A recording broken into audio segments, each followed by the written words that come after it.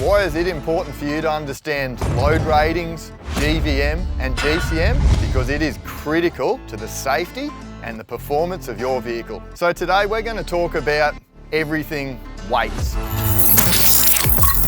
For me, it was really important when we brought Mode to the market that we wanted to be really transparent about how weights work. Every vehicle has a GVM and a GCM, and in really simple terms, the gross combined mass is the whole vehicle, everything inside it, inclusive of what you're towing. GVM is your gross vehicle mass, which is the whole vehicle and all of its contents within it.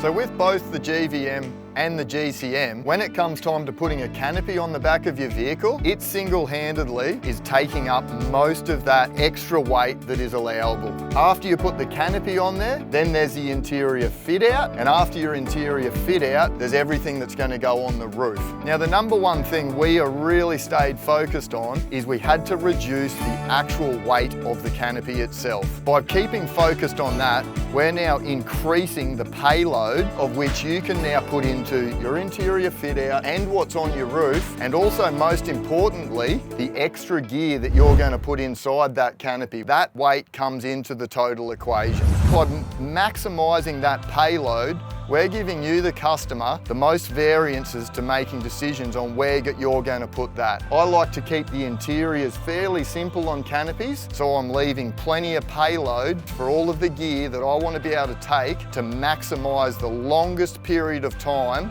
I can stay out in the bush. So like everything when it's getting engineered, we need to give parameters and outcomes to our engineers to be able to design something too. And it would be very foolish to give them parameters that are way too high. The example of that, which seems to come up a lot in the canopy market, is what is your roof loading? We have really tried to focus on the market of what I'm labelling performance touring, which is where people are going out, they're choosing challenging tracks, they need to be able to have their vehicle operating at a good, safe mode that allows them to get through tricky tracks and not have any safety issues around being overloaded. Now basically, if you've got 750 kilos of overall allowance and there's 370 kilos of canopy and or fixed weight on the top, we now only have 380 kilos left in that equation. Now by the time you add an electrical system and a fridge, you're probably another 100 kilos into it, so we're back to 280 kilos there. Now I would think that's a reasonable number to have swags and all of your other gear that's going to go inside this canopy. But what we were seeing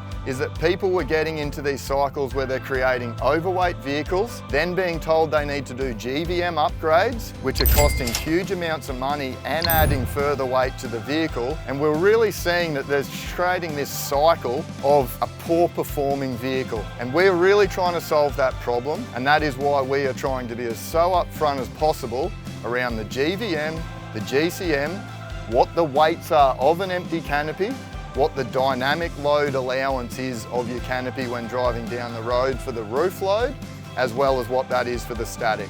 So if you're looking to build the ultimate adventuring machine, jump on the Mode website where you'll find all of the weights, all of the information and all of the costs needed to be able to pull a rig like this together.